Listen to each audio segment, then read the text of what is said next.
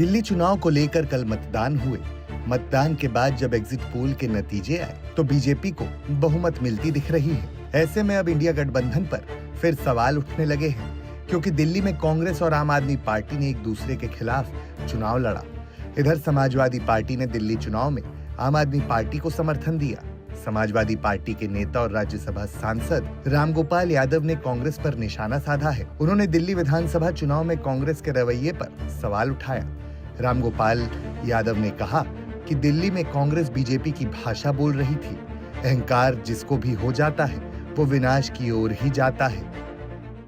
ये कांग्रेस यहाँ बीजेपी की भाषा बोल रही थी। दुनिया जानती है कि दिल्ली में कांग्रेस का कुछ नहीं है। और तो आप लड़ाइए ठीक है, लेकिन जो आरोप बीजेपी लगाए उससे आगे एक कदम आगे बढ़ के आप लगाने लगें तो जनता क्या महसूस करेगी? जनता तो यही कहेगी कि ये बीजेपी मिले हुए हैं। कांग्रेस और बीजेपी भाई भाषा भाई बोली। भाई शीश महल किसने शुरू किया? बीजेपी ने। राहुल जी बोल रहे थे भाई आप अपने कैंडिडेट का प्रचार कीजिए। आप बीजेपी के खिलाफ एक शब्द नहीं बोलेंगे, आप पार्टी के खिलाफ बोलेंगे। देखिए, ये लागू सब पर होता है। अहंकार जिसको हो जाता है वो विनाश की तरफ बढ़ जाता है। अब बीजेपी को अहंकार हो गया, आप देखना लेटर ऑफ सूनर का यही हाल होगा।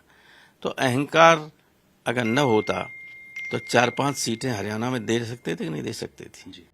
बकौल रामगोपाल यादव, कांग्रेस को अगर अहंकार नहीं होता तो हरियाणा में 1-2 सीट हमको भी दे सकते थे। वेणुगोपाल जी ने सीट देने की बात कही थी, लेकिन दी नहीं। बातचीत के 1 घंटे बाद उन्होंने उम्मीदवार घोषित कर दिया। कांग्रेस अहंकार में ना होती तो हरियाणा में उसको कोई हरा नहीं सकता था।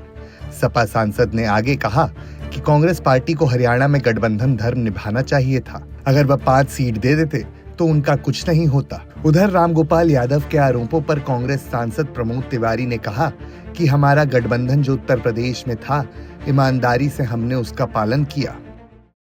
प्रोफेसर साहब ने क्या कहा है मैंने न सुना है, तो इसलिए उस पर मैं कोई प्रतिक्रिया नहीं व्यक्त करूंगा। हमारा गठबंधन जो उत्तर प्रदेश में था, ईमानदारी से दोनों ने उसका पालन किया, उसके परिणाम भी हमें मिले। हमने भाजपा को समेट दिया।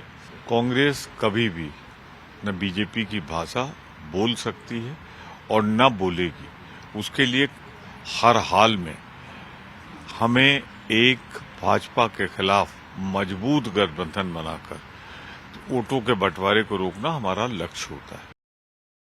गौरतलब हो कि सपा नेता का ये बयान दिल्ली चुनाव के एग्जिट पोल के बाद आया है। फिलहाल कांग्रेस वालों से पूछना पड़ेगा कि उनको कौन राय देता है, उनके एडवाइजर कौन है। कांग्रेस नेतृत्व को सही राय नहीं मिल रही है। इस समय उनके एडवाइजर गलत है। जो आरोप बीजेपी लगा रही थी वही आम आदमी पार्टी पर कांग्रेस लगा रही थी। इससे जनता क्या समझेगी?